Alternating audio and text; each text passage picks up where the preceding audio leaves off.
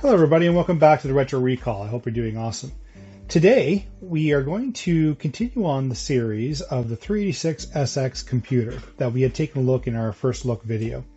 In our last video we had taken the computer completely apart and have gone over each component to do a thorough cleaning of each component, inspection of each component, and we just basically went through to make sure that everything was good to go, and our best efforts to clean out the inside of the case, all the different components. We went over, did an overview of the components, etc. On top of that, we had talked about the actual work that was done to the motherboard in the past due to a leaking battery that was here on the actual motherboard, which of course I have in my hand, and they call these the Varta batteries. Very, very well known to leak, and unfortunately it did do some damage to the board. So in today's video, we're hoping to replace the functionality of this battery. Now, when I had previously done the work on the board, I had put this is a replacement one we had put back in there, and I know, shameful on me, but I mean, there's no damage. It takes years for these to leak, but it just wasn't working correctly. I don't know if it's because of the damage to the board or not, but we ended up just removing that from the board completely. So by the graces of the internet, I was able to locate the schematics for this board from the retroweb.com, and here, this is the actual manual for the board, as well as some information that other users who own these boards talk about. And specifically, the known issues section talks about the leaky battery. And then they also suggest, instead of going through the efforts of replacing the battery or going through whether it was, installing one of the coin cell battery where the battery would be, along with a diode which prevents recharging to the actual battery, it talks about going ahead and following this project, which is online. It's pretty cool. I just went ahead and let's just show everybody the actual project. And it's just an actual component that you build, and essentially it goes right in the positive and negative terminals of where the battery would go, and then you put your coin cell in here, and it has a diode built into this mechanism, this add-on. So, I mean, outside of doing that, there's 100 ways to do this, but we're not doing do that today. But it's pretty cool that they've already put a solution out there. But I wanted this particular manual because it talks about the actual jumpers. So in the diagram, the battery is right here. So if we're going to talk about orientation, the keyboard slot is there, which is here. The battery is there, and then there's two jumpers here. Jumper 1, which is for the external battery header to connect an external battery, and then there's also the jumper 6, which tells the board if you're using the onboard battery or if you're going to utilize the external battery. I imagine the reason for that jumper, outside of just telling it and connecting it to work to the external battery header, is also telling it not to recharge the battery. So again, this is all user replaceable. All user explains it in this manual. So pretty cool that we were able to get that off of the internet. So originally, I had mentioned in my last video that I was thinking about replacing the battery with the coin cell, and then going ahead and using one of these diodes and connecting it to the positive side of the battery, and going through, and this would prevent the charging and do all the soldering to that, and etc. And the more I looked at the board and the more I thought about it, the actual space here for the coin cell holders that I have is very limited. Bending the pins into a certain shape to fit inside the holes is one thing, but you can see it's very, very tight, and quite frankly doesn't fit very well in there, not without actually damaging the external battery header pins that I have right there. So not interested in doing that today. So what I'm going to do today instead, we're going to use a donor cable. As I had mentioned in my last video, the old internal speakers. So I have many old towers, old parts, and so I was able to use one of these connectors. So I was able to cut one of the connectors off, and it just needs a positive and negative lead on it, and the speakers have that, denoted by the black and the red wires. And then what I'm going to do today is solder this cable onto the positive and negative leads of this actual coin cell. Now, I just marked the positive on this particular one that I have just because I know that that's positive. So what I'll do is I'll solder those on, and ideally what we'll do is connect it to the board. We will go ahead and jump the jumper to tell the computer that we're using an external battery, and just secure it in the case for now, once we have that all kind of connected together. So I'm going to go ahead and get ready, and we're going to go to clean up the bench here to get ready to start performing the work that we need to do on this before we start to put the computer back together. So here we go. Okay, we're all set up now. So I went ahead and took out the soldering gun, so we're all ready to go there, or we will be. I'll just flip it on there. And we also have the multimeter that we have here, because I want to test continuity just between those points, just to be absolutely sure. So as I mentioned earlier, the yellowish color here is the ground plane on the motherboard, and then we also have the different, the green color is generally where the power goes through. So we have the negative here. So I'm just going to test the negative. Well, I can actually just test from the negative battery terminal here, and you can see where these 4 pins right here are where the 4-pin header is going to plug into. This being negative on one end and being positive on the other end. Of course, there's no continuity between the two of them. And then, so you can see where the positive lands is the green area of the board, and where the negative lands is the yellowish color of the board, meaning the ground plane. So this is the ground of the battery and the ground of the pin. As you can hear the continuity, no problem. So the two are connected. Now, this pin, this jumper pin that's on the board that goes left to right, because right now it's set on pins, jumpers 1 and 2, pins 1 and 2, it's meant to go over to pins 2 and 3 if you're running external battery. So that does change the consistency of what this does.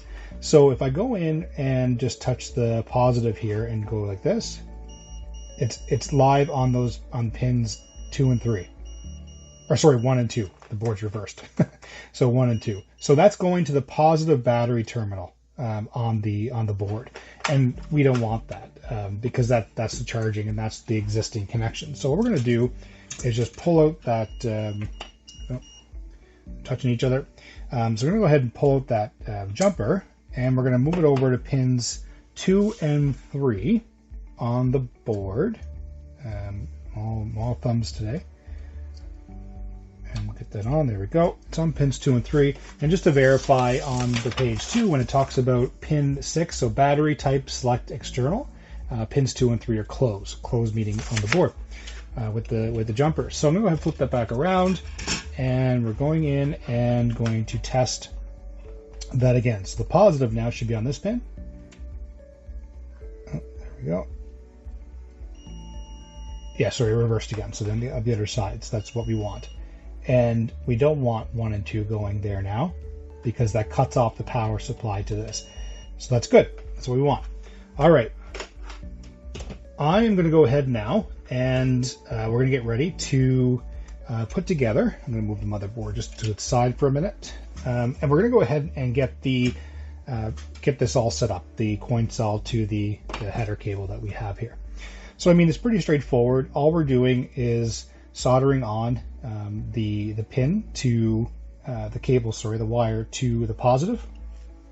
Red will be positive, and then to the negative will be this other one here. So how you know that's positive is that's the bottom of the battery that would fit in, which is negative. So the bottom surface goes there in the coin cell, and then on this here is the positive side, the outside of the ring of the battery, and the top of the coin cell battery is positive. So I mean, it's not noted on this, I put that there, but that's how you figure that out. Many different sites on the internet to be able to help people through that as well. So I'm going to go ahead and just to make things easier, I'm just taking the red cable here, the positive cable. I'm just going to slowly wrap it around that pin there. And everything's pretty tiny. I just want to make sure that we get a little bit wrapped around, just so it's a good connection before we go to solder. Oh, it's not doing a very good job there, am I? We're going to go here. It just helps get that all set up there. There we go. Okay, so let's go ahead and solder this on. I just cut a piece of section that my power bar wasn't on, so that's all been fixed. So we're just going to go ahead and heat this up and get this wire connected to this pin.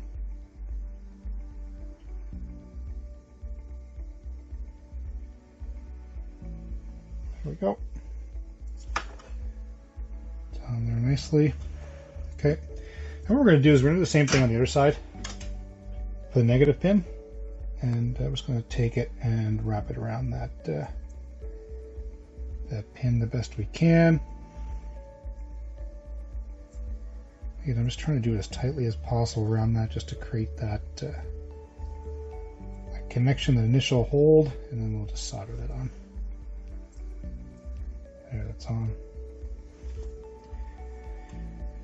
Alright, take our solder. I'm using, again, a heat-resistant silicone mat here, just for, you know, I can touch it with the soldering gun, doesn't hurt anything. Heat this up.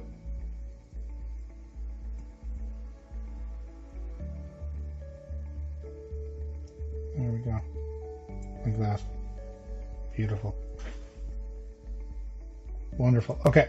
So again, just verifying, not verifying, I mean, we already know, but I've already verified that this is the positive side of the coin cell battery, as I mentioned earlier, and then the negative side. So there we go. We have that all connected. So what I'm going to do is, because this is going to be kind of freelance inside the system, I'm going to do something to protect these terminals. I don't like them the way they are, so I'm just going to bend them over towards the back of the coin cell holder, just to hold them in place. And I got a lot of solder on that, so it's a little harder to do on this side.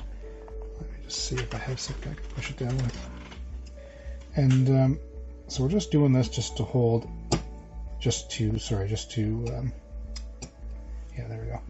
Okay, and what I'm going to do is I'm going to tape that. Sorry, just one second.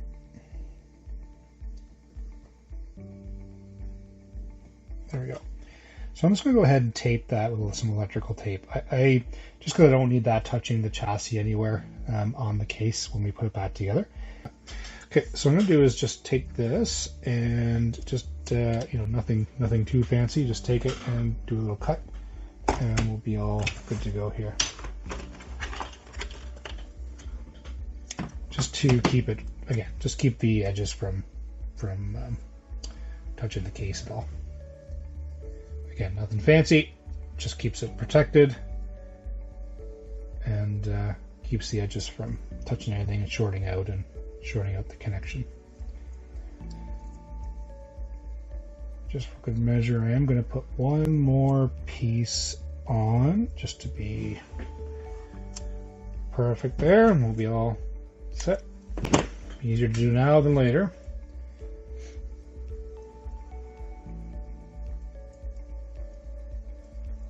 Again, there's not much to this.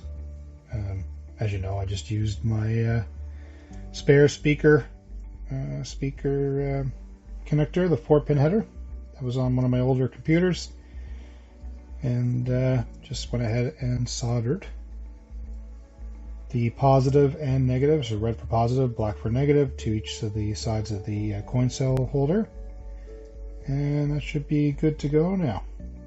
Just making sure it's all firmed up there. Okay. So now what we're going to do, now that that's on there and we're ready for to put a battery in, which we're not just do just yet, I just want to show you the motherboard again. So earlier we moved the pin over from 1 to 2 to 2 to 3, and based on the configuration of the documentation, it says pins 2 and 3 enclosed for the select external battery. So we've done that, and so this particular board has marking right on the board that says 1. Pin 1 over here, and then over here is the edge. So like I said, it only uses 2 pins. It's the positive and negative on this for charging or keeping the CMOS battery alive. And on the back, I mean, it just double verifies. Remember how I said the gold is the ground plane? So that's on the outside edge is the negative of the board, which is right. So ignore this positive on the board marked by marker. That was meant for the actual battery itself. And so what you do is just slide that on like that, and that's it. And then you have your connection, and you have your coin cell battery, which will affix to the inside of the tower when we get it all in the system. So there we go. We have our system here. So we have our backup battery solution, and this will keep the clock settings and the configuration settings within the motherboard. So that's pretty cool. All right, for now, we're just going to take that off for now. We'll put it in when the motherboard's back in the board, but I just wanted to walk everyone through creating that and getting it all set for the next step. So let's go ahead and do that.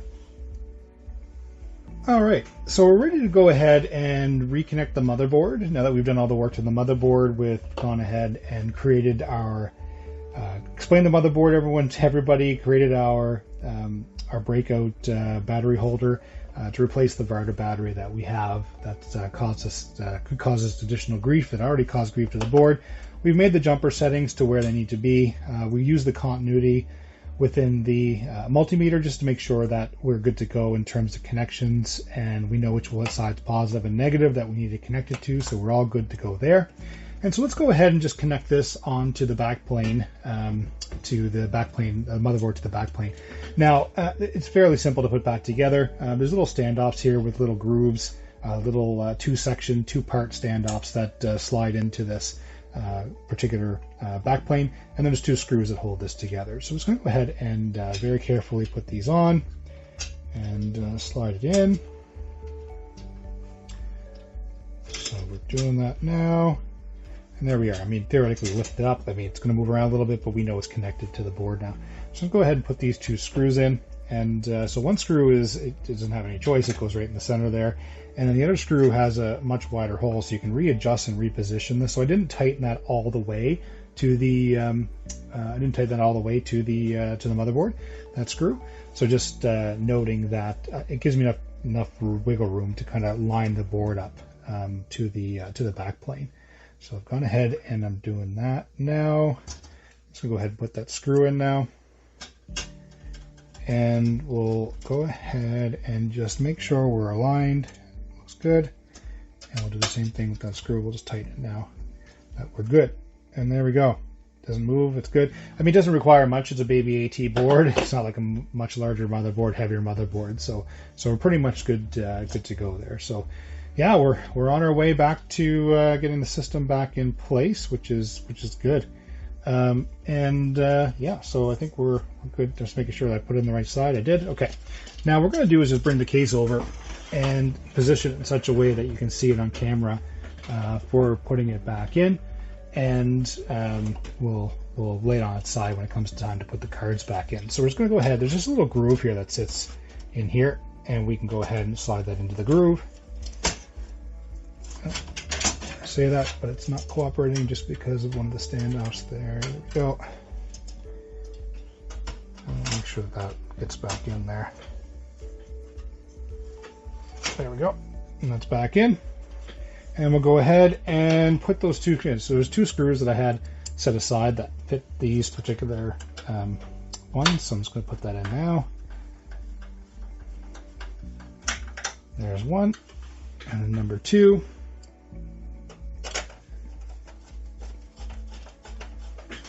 And there we go. We have the backplane in the machine now. You're wonderful. We're that much closer.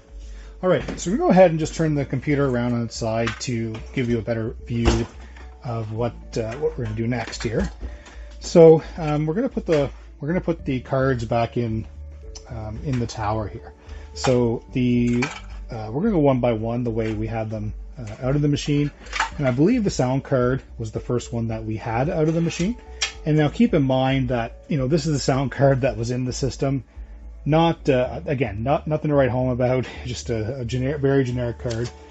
We're not going to do it in this video, but I do propose in the future video that when we do some upgrades to this computer, we put a sound card, Sound Blaster 16 card, ISA card into the machine, get a little more multimedia potential here as well.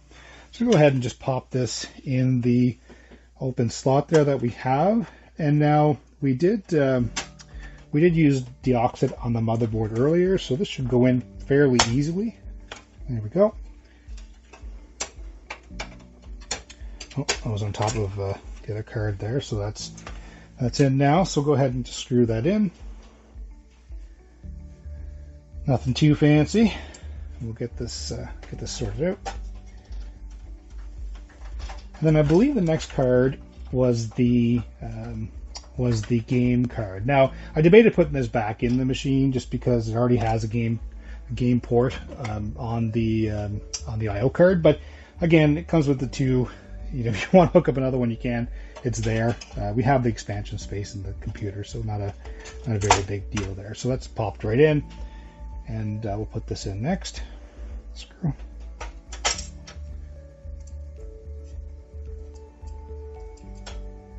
It's not playing nice with me here for a second. There we go.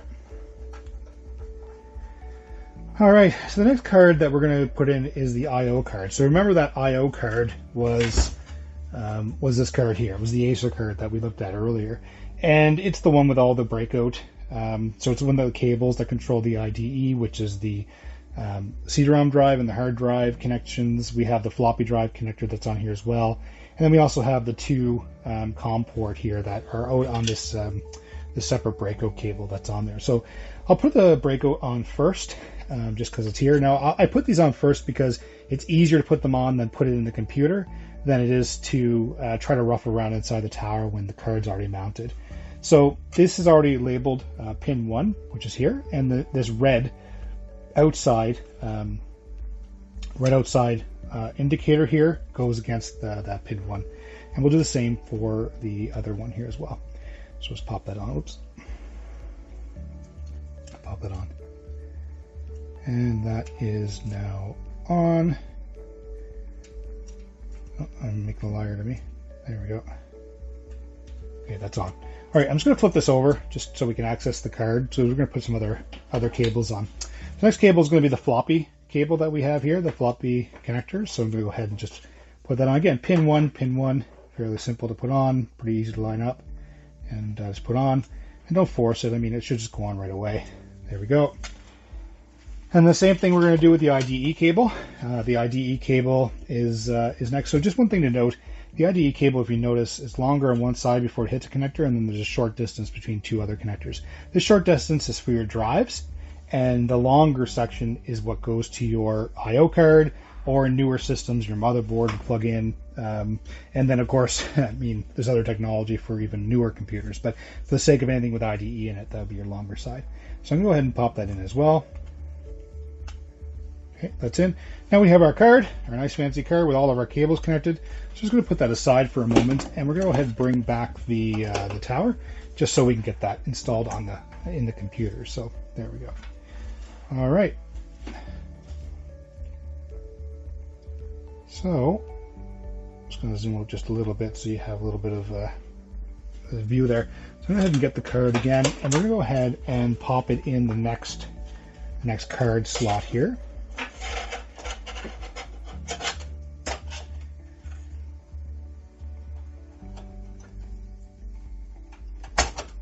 There we go. That's in.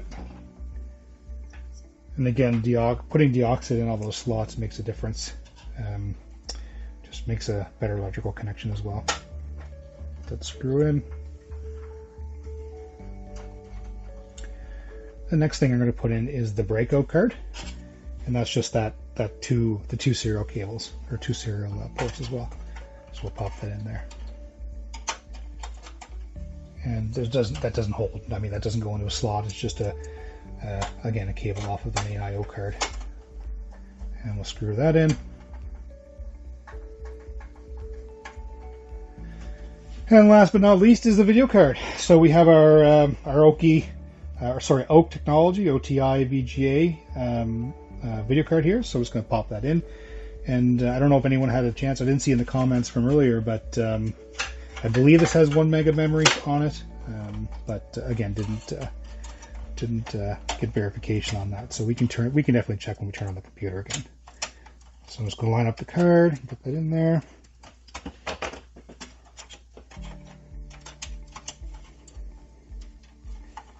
A little difficult. There we go. It's in. I'm just going gonna make sure we put that, slide that in. There we go, perfect. And one last screw here.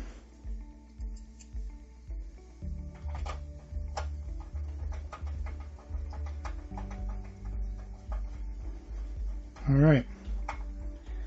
So before we continue now, what we're going to do is, so every card is now securely back in the case, and we're going to go ahead and just go to where we did the work earlier. So we have our coin cell external battery header that's here as well, and we have a brand new CR2032 battery. We're just going to go ahead and put in the we're going to put it in the system, and then that way it's all ready to go here.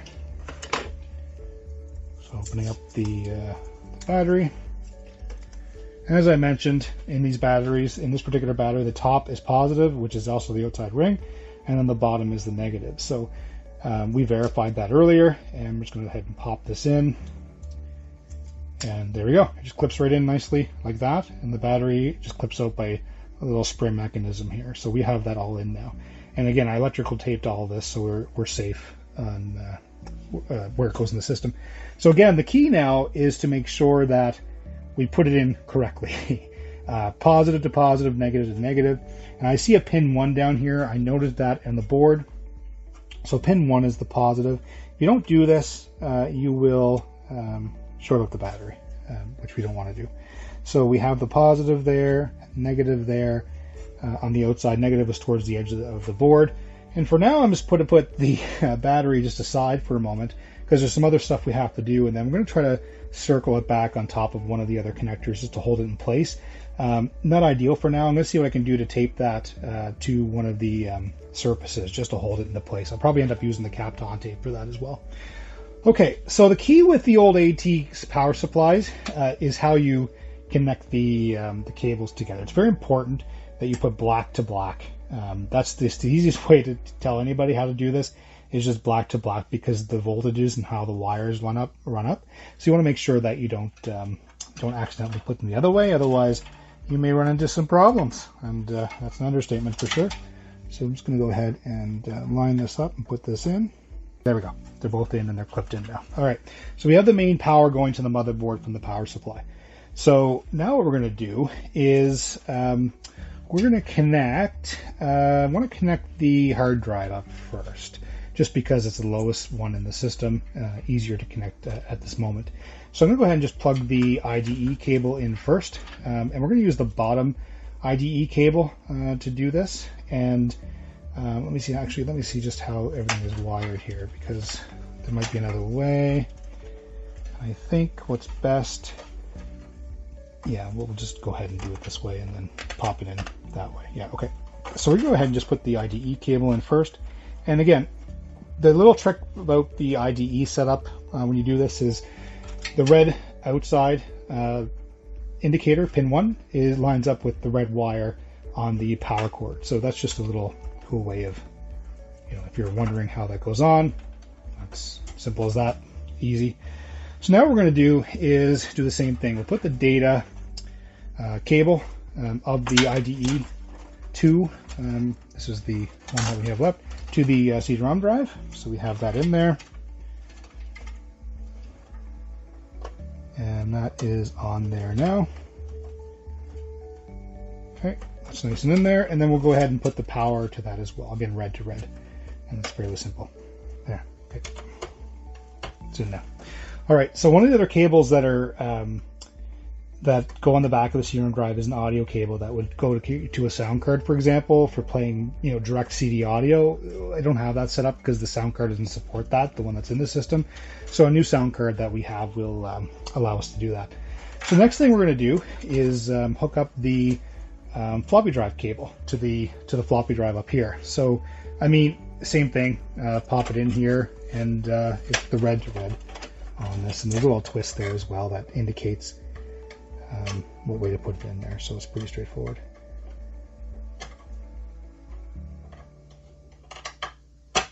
It's hard to do on this angle. Okay, that's on, and that's in there now, which is wonderful. I'm going to move the other power cord out of the way.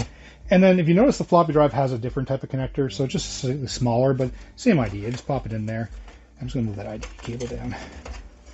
and we'll pop that right in here to the power, and then we'll be all set. There, that's in. So we've gone ahead and put the motherboard back in, got that all secure. We have our battery coin cell holder here, which I'm just going to go ahead and take some Kapton tape, and we're going to go ahead and just affix it to the bottom of the power supply, just so that it's out of the way and it's not flopping around in the case. I don't like leaving things just kind of moving around in there if we don't have to.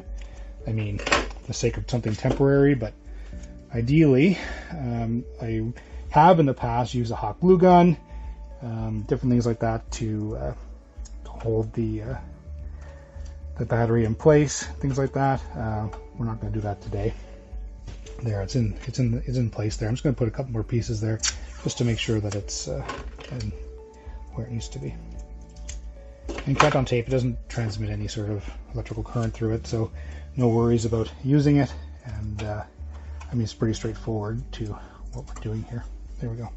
Okay, there we go, and that runs right down to the motherboard, and it's out of the way of everything, which is nice. And yeah, so next thing we're going to do, one thing we got to do is actually reconnect this, because I noticed that there's an adapter on this. So we actually, yeah, that just powers the, it powers this whole grid here. So I'm going to go ahead and put that on. That's what that was for from earlier. There we go. So that just powers the extra area, extra expansions on. And so the other thing that we have to do is reconnect all the different I/O ports, or the indicator lights from the front of the board we had talked about earlier. And so there was one wire that was separate from the bunch, which is this one, I believe, that connects to the I/O card. And at the time, of course, I didn't look at that at the time when we were all together there. So let me just go ahead and get in there. So I see positive and negative. Okay, so I'll put that on the board. There we go. It's on. And yeah, that's good. Okay. Okay, we're going to go ahead and put all those wires back on, and then we'll get this computer all fired up. Okay, so here we are. Let's go ahead and fire up the computer. Sounds like it's counting memory. Hard drive is seeking. Checking the CD-ROM drive. CMOS system options not set. CMOS display type, so it's detecting the battery. Run setup utility 1. And we'll go in and select, here we go. So hard drive C is going to be a custom 47, because all the settings were lost. We had to go back in and configure the hard drive that's in this. And it is 980 cylinders, 10 heads, and 17 sectors, which gives us a whopping 81 megabytes from a computer in 1992. And then the floppy drive is a 1.44 meg. So we're just going to go ahead and put that in there as well. Exit it there. And we're going to write to the CMOS. Yes. And it's doing a memory check. Checking the floppy drive. And it's booting to MS-DOS. And I believe it goes right into Windows 3.1. I believe that's set up to do that.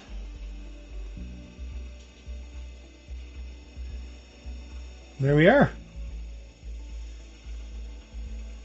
So the video card's working, hard drive is flashing away, all the indicator lights are working properly, the CD-ROM drive seeked, the floppy drive seeked, the mouse is working, so the COM port is working correctly.